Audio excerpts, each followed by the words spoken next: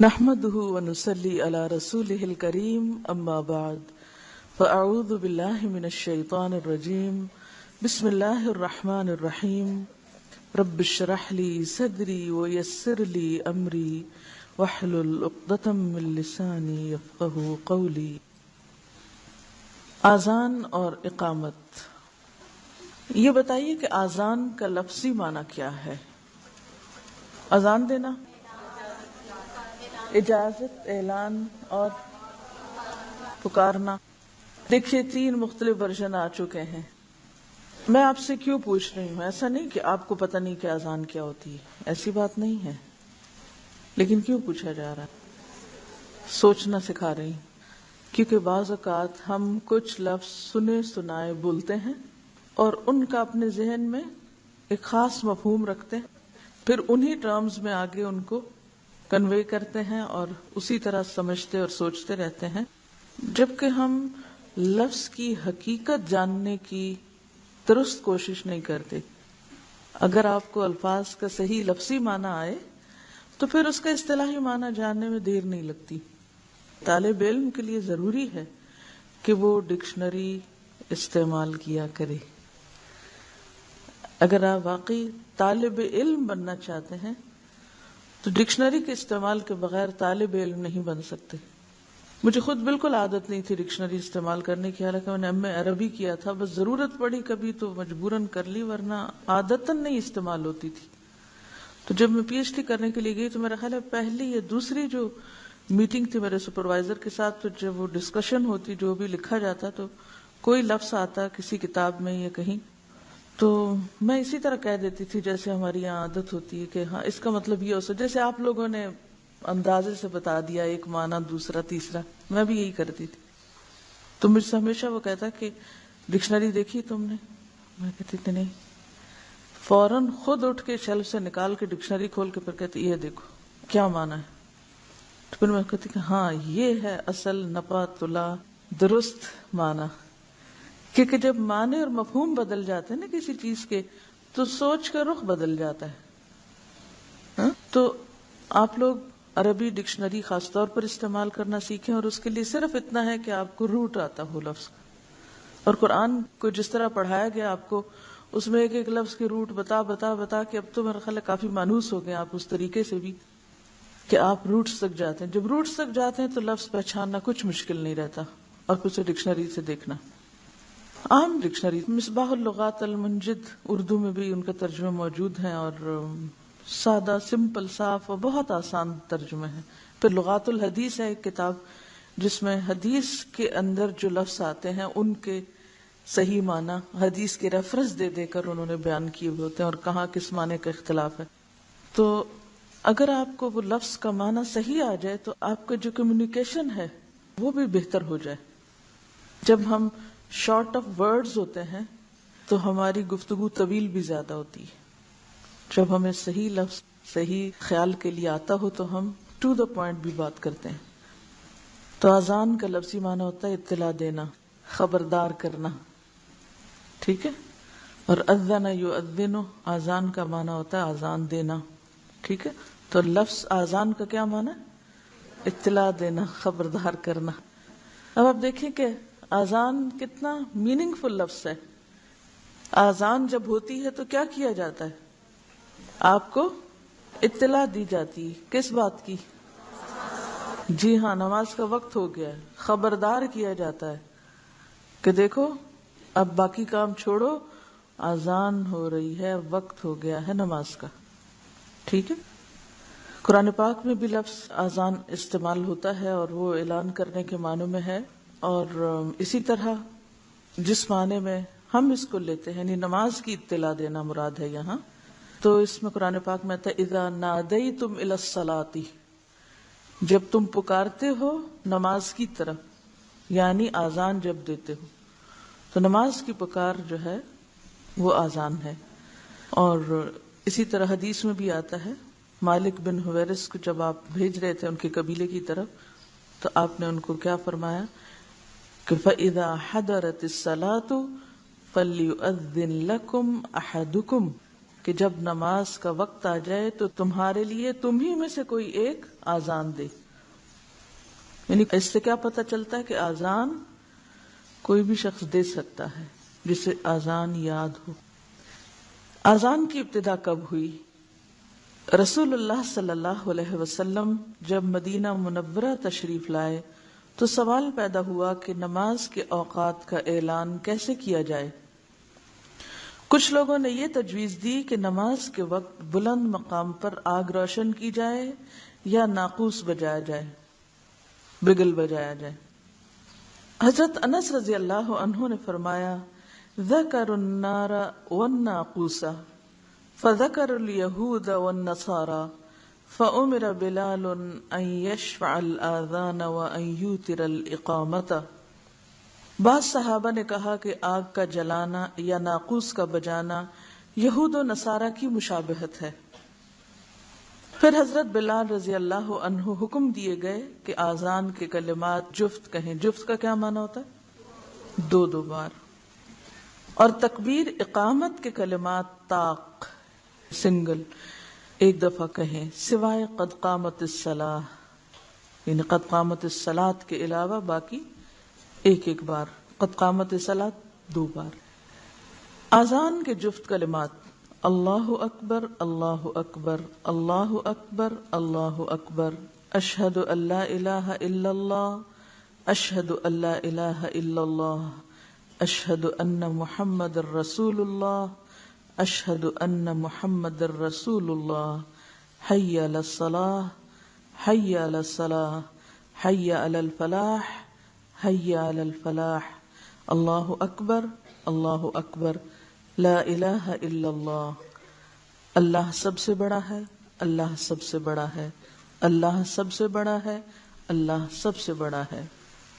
میں گواہی دیتا ہوں کہ اللہ کے سوا کوئی معبود نہیں، میں گواہی دیتا ہوں کہ اللہ کے سوا کوئی معبود نہیں، میں گواہی دیتا ہوں کہ محمد صلی اللہ علیہ وسلم اللہ کے رسول ہیں، میں گواہی دیتا ہوں کہ محمد صلی اللہ علیہ وسلم اللہ کے رسول ہیں. نماز کی طرف آؤ، نماز کی طرف آؤ، نجات کی طرف آؤ، نجات کی طرف آؤ، یا کامیابی کی طرف آؤ، کامیابی کی طرف آؤ. اللہ سب سے بڑا ہے، اللہ سب سے بڑا ہے، اللہ کے سوا کوئی معبود نہیں. اگر لوگوں کو آذان کا معنی آتا ہو تو یہ پکار سن کر کون گھر بیٹھ سکتا ہے؟ تو آپ سروے کر کے معلوم کر سکتے ہیں کہ ہمارے کتنے % لوگوں کو آذان کا معنی معلوم ہے. بچے بھی جو اسکولوں میں رٹتے ہیں تو بعض اوقات آذان الگ اور ترجمہ الگ، اول سے آخر تک پیراگراف کی شکل میں رٹ لیتے ہیں. انہیں یہ نہیں پتا ہوتا کہ کون سا جملہ کس کا معنی ہے، اور پھر آگے اس کا مفہوم کیا ہے وہ تو زیادہ دور کی بات ہے. فجر کی آذان میں حضرت ابو محذورہ رضی اللہ عنہ کہتے ہیں کہ رسول اللہ صلی اللہ علیہ وسلم نے ان کو آذان کی تعلیم دی اور فرمایا کہ فَإِن كَانَ صَلَاةُ الصُّبْحِ قُلْتَ الصَّلَاةُ خَيْرٌ مِّنَ النَّوْمِ الصَّلَاةُ خَيْرٌ مِّنَ النَّوْمِ. فجر کی آذان میں حی علی الفلاح کے بعد 2 بار یہ کلمات زیادہ کہیں، الصلاۃ خیر من النوم الصلاۃ خیر من النوم. یعنی نبی صلی اللہ علیہ وسلم نے حضرت ابو محذورہ کو خود یہ تعلیم دی. معنی کیا ہے اس کا؟ نماز نیند سے بہتر ہے، نماز نیند سے بہتر ہے. واقعی بہتر ہے. حضرت انس رضی اللہ عنہ فرماتے ہیں کہ صبح کی آذان میں حی علی الفلاح کے بعد الصلاۃ خیر من النوم 2 دفعہ کہنا سنت ہے. حضرت عبداللہ بن عمر رضی اللہ عنہ فرماتے ہیں فجر کی آذان میں الصلاۃ خیر من النوم 2 مرتبہ کہا جائے. حضرت ابن عباس رضی اللہ عنہ نے بارش کے دن اپنے مؤذن سے کہا کہ حی علی الصلاح کی بجائے الصلاۃ فی الرحال یصلوا فی بیوتکم، اپنے گھروں میں نماز ادا کرو کہے.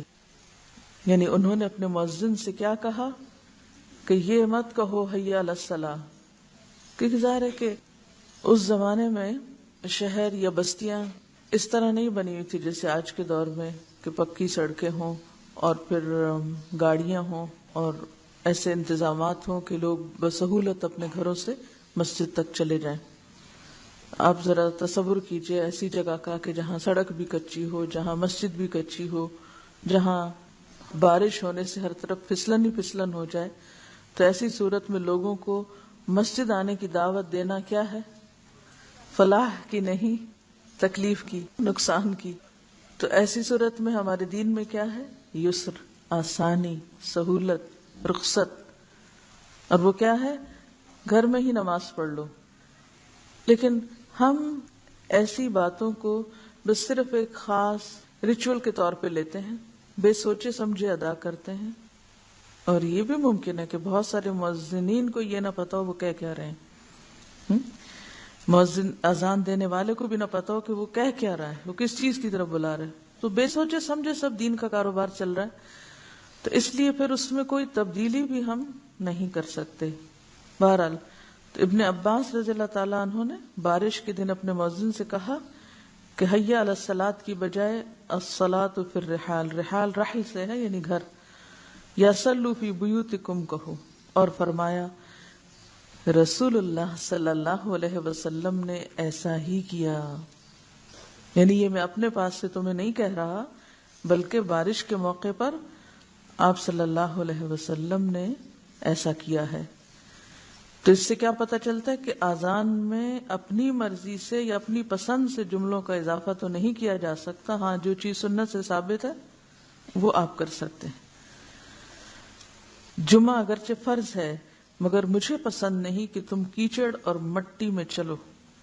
یعنی یہ کس موقع پر آپ نے فرمایا تھا؟ جمعے کے دن. ایون تکبیر کے طاق کلمات اللہ اکبر، اللہ اکبر، اشہد ان لا الہ الا اللہ، اشہد ان محمد الرسول اللہ، حی علی الصلاۃ، حی علی الفلاح، قد قامت الصلاۃ، قد قامت الصلاۃ، اللہ اکبر، اللہ اکبر، لا الہ الا اللہ.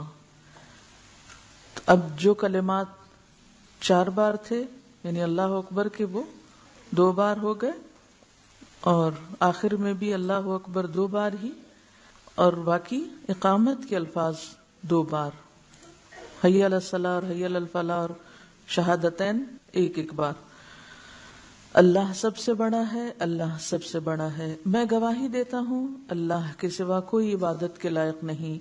میں گواہی دیتا ہوں محمد صلی اللہ علیہ وسلم اللہ کے رسول ہیں. نماز کی طرف آؤ، کامیابی کی طرف آؤ. نماز کھڑی ہو گئی، نماز کھڑی ہو گئی. اللہ سب سے بڑا ہے، اللہ سب سے بڑا ہے. اللہ کے سوا کوئی عبادت کے لائق نہیں. یعنی اذان کے کچھ دیر کے بعد دوبارہ ایک ریمائنڈر کہ اب بالکل تیار ہے نماز، فوراً پہنچ جاؤ.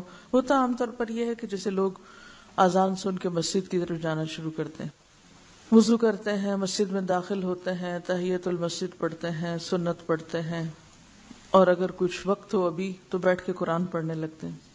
اتنے میں دوبارہ اقامت ہوتی ہے تو سب لوگ اپنے اپنے ذکر اذکار قرآن پاک وغیرہ بند کر کے تو پھر آ کے صف میں کھڑے ہو جاتے ہیں. اور جو لوگ ابھی باہر کسی کام میں مصروف ہیں ان تک جب وہ آواز پہنچتی ہے تو وہ بھی فوراً نماز کی طرف تیزی سے پھر بڑھتے ہیں.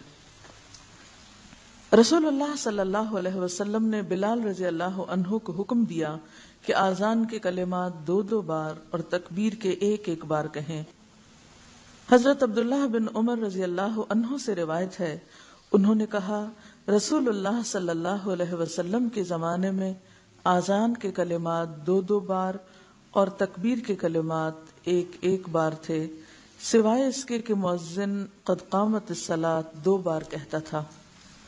دوہری آذان، ترجیع بھی اس کو کہتے ہیں. آذان میں شہادت کے 4 کلمات پہلے دھیمی آواز سے کہنا، پھر دوبارہ بلند آواز سے کہنا ترجیع کہلاتا ہے. ترجیع کا لفظی معنی کیا ہوتا ہے؟ لوٹانا، رجوع سے ہے نا، یعنی پھر پلٹ کے دوبارہ سے شروع کرنا. حضرت ابو محذورہ رضی اللہ عنہ سے روایت ہے کہ رسول اللہ صلی اللہ علیہ وسلم نے بذات خود مجھے آذان سکھائی، یعنی دوہری آذان اور دوہری اقامت سکھائی.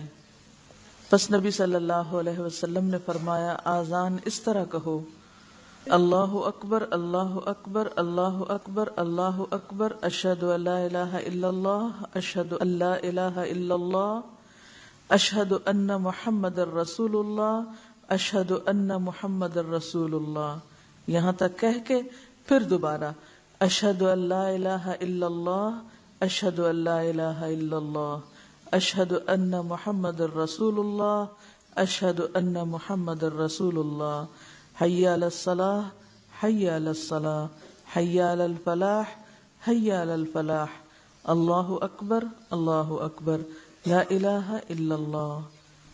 ایسی اذان کبھی سنی؟ مجھے سننے کا اتفاق ہوا ہے۔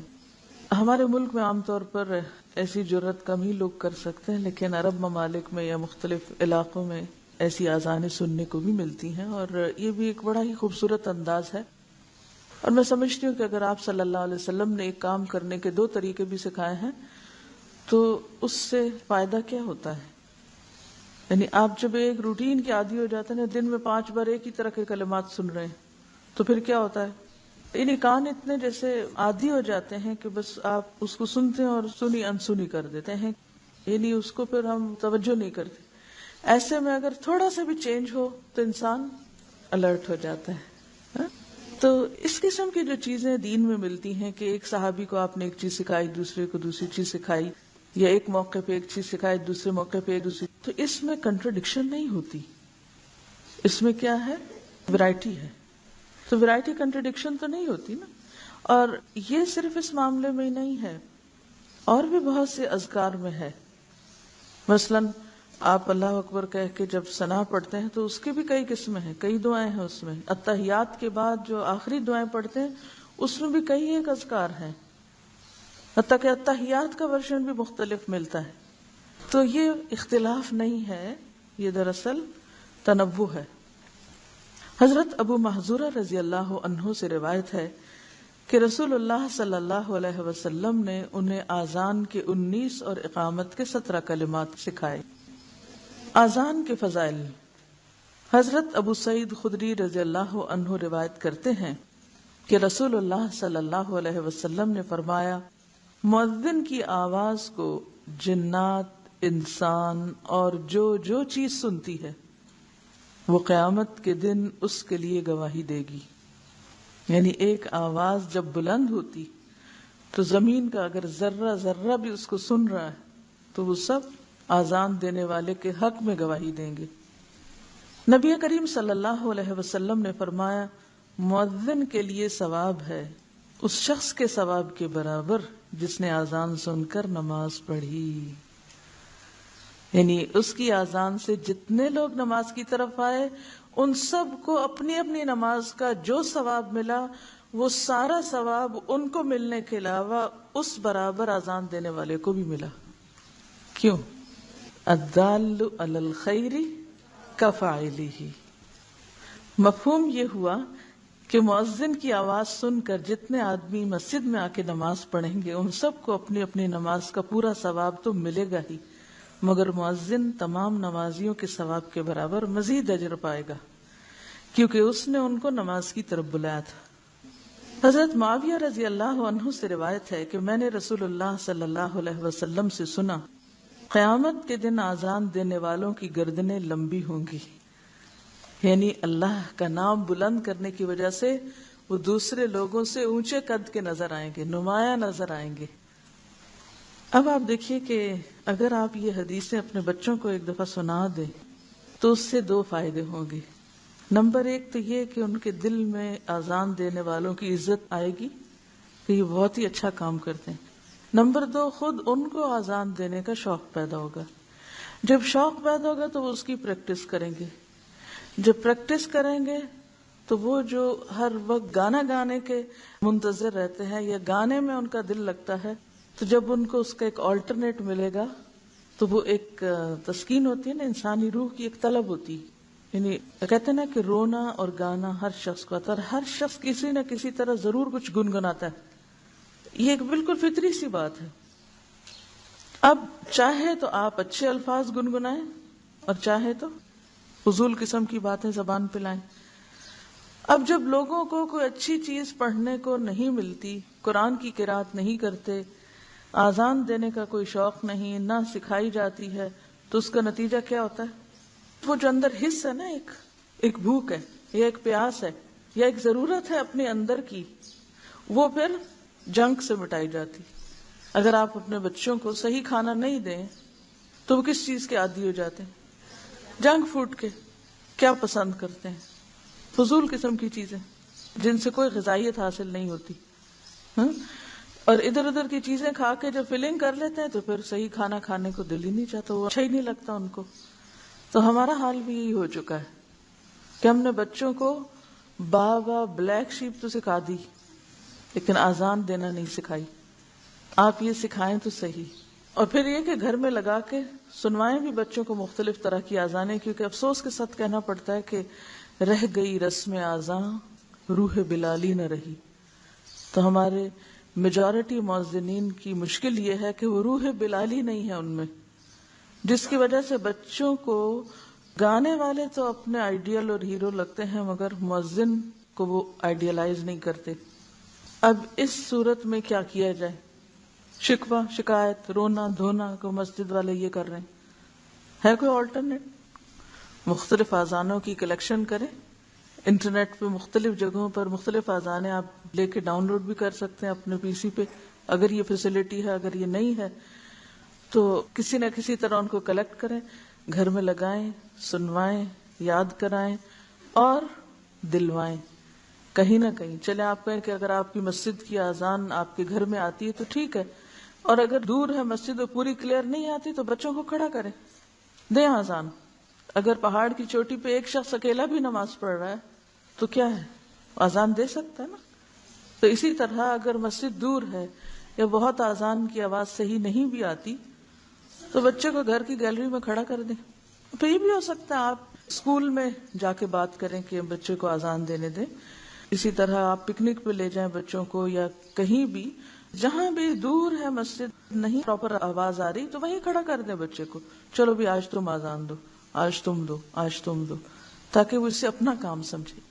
پھر آپ دیکھیں گے کہ اس سے ان کی شخصیت پر بھی اثر پڑے گا، اور وہ کچھ کر کے آپ کو دکھائیں گے، کیونکہ شیطان آذان کی آواز سے بھاگتا ہے۔ تو بچوں کے اندر جو شیطان ہوتا ہے نا، جب آپ ان کو آذانوں پہ لگائیں گے تو وہ شیطان بھی بھاگے گا، خواہ تھوڑی دیر ہی بھاگے مگر جائے گا۔ کیونکہ اگلی حدیث میں آتا ہے، حضرت ابو ہریرہ سے روایت ہے کہ رسول اللہ صلی اللہ علیہ وسلم نے فرمایا، جب نماز کے لیے آذان دی جاتی ہے تو شیطان پیٹھ پھیر کے بھاگ جاتا ہے، جب آذان ختم ہو جاتی ہے تو آ جاتا ہے، جب تکبیر کہی جاتی ہے تو پیٹھ پھیر کے بھاگ جاتا ہے، جب تکبیر ختم ہو جاتی ہے تو پھر آ جاتا ہے، اور نمازی کے دل میں وسوسے ڈالتا ہے، فلاں بات یاد کرو، یہاں تک کہ آدمی کو پتہ نہیں چلتا کہ اس نے کس قدر نماز پڑھی، یہ بھی بھول جاتا ہے کہ کتنی رکعتیں پڑھی، یہ حال ہو جاتا ہے۔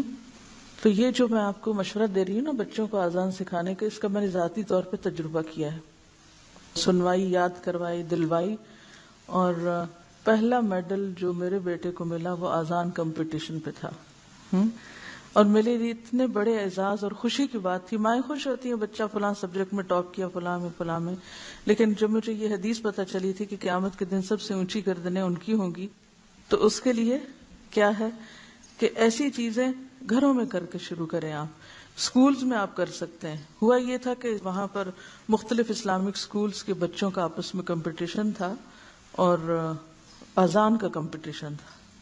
ہمارے ہاں کئی طرح کے کمپٹیشن ہوتے ہیں، لیکن بچوں میں کبھی ہم نے اذان کمپٹیشن نہیں کروایا۔ کیوں؟ اس لیے کہ ہم سمجھتے ہیں یہ وہ مسجد کے مولانا صاحب کا کام ہے، انہی کو بس اذان دینی ہے، اذان دینا ایک پیشہ بن گیا ہے اور مخصوص لوگ اس پر قابض ہیں اور دوسرے آگے آ نہیں سکتے۔ تو کبھی آپ خوشامد کر کے مؤذن سے کہہ کے اپنے بیٹے کو وہاں بھی کھڑا کر سکتے، اور اذان کے بعد دعا بھی قبول ہوتی۔ تو میں نے ایک دن اپنے بیٹے سے کہا کہ اذان کے بعد دعا قبول ہوتی ہے، تو کہتا آر یو شور؟ میں نے کہا بالکل شور قبول ہوتی۔ تو میں نے کہا کیا مانگو گے؟ کہ میں یہ مانگوں گا مجھے مغرب کی اذان دینے کا موقع مل جائے۔ میں نے کہا ٹھیک ہے۔ اتنا زیادہ پھر شوق پیدا، جب بچوں کو ایک دفعہ ایک انعام مل جاتا ہے تو پھر اس کے بعد وہ سمجھتے ہیں کہ اب یہ میری لائن ہے اور اس میں آگے بھی جا سکتا ہوں۔ تو اس میں یہ ہے کہ اگر ہم اپنے بچوں کو اور پڑھے لکھے لوگوں کو اس کام کے لیے تیار نہیں کریں گے تو پھر نتیجہ کیا ہوگا؟ بے روح اذانیں ہی رہیں گی. تو اس میں تبدیلی کہاں سے ہوگی؟ آپ کے گھروں سے. آذان کا جواب دینا. حضرت عمر رضی اللہ عنہ سے روایت ہے کہ رسول اللہ صلی اللہ علیہ وسلم نے فرمایا، جب مؤذن کہے اللہ اکبر پس تم بھی کہو اللہ اکبر. پھر جب مؤذن کہے اشہد ان لا الہ الا اللہ تم بھی کہو اشہد ان لا الہ الا اللہ. پھر جب مؤذن کہے اشہد ان محمد الرسول اللہ تو تم بھی کہو اشہد ان محمد الرسول اللہ. پھر جب مؤذن کہے حی علی الصلاۃ تو تم کہو لا حول ولا قوۃ الا باللہ. پھر جب مؤذن کہے حی علی الفلاح تو تم کہو لا حول ولا قوۃ الا باللہ. پھر جب مؤذن کہے اللہ اکبر تو تم کہو اللہ اکبر. پھر جب مؤذن کہے لا الہ الا اللہ تو تم کہو لا الہ الا اللہ. جو شخص اپنے صدق دل سے مؤذن کے کلمات کا جواب دے گا، صدق دل سے مراد سچے دل سے یعنی توجہ کے ساتھ، اور صدق دل سے مراد کیا ہوتا ہے کہ واقعی وہ لفظ جو آپ کہہ رہے ہیں آپ ان کا مطلب بھی وہی لیتے ہیں، تو ایسا شخص جواب دینے والا بہشت میں داخل ہو جائے گا. حافظ ابن حجر رحمہ اللہ فرماتے ہیں الصلاۃ خیر من النوم کے جواب میں صدقت و بررت کے الفاظ کی کوئی اصل نہیں، یعنی کوئی دلیل نہیں ہے اس کے پیچھے. لہذا فجر کی اذان میں الصلاۃ خیر من النوم کے جواب میں بھی یہی کلمہ کہنا چاہیے، یعنی الصلاۃ خیر من النوم. تکبیر کے دوران یا بعد میں اقامہ اللہ و ادامہ کہنے والی ابو داؤد کی روایت کو امام نووی رحمہ اللہ نے ضعیف کہا ہے. تکبیر کیا ہوتی ہے؟ اقامت. تو اس میں قد قامت الصلاۃ کا جواب کیا ہے؟ قد قامت الصلاۃ. اس کے جواب میں یہ کہنا اقامہ اللہ و ادامہ یہ روایت ضعیف ہے.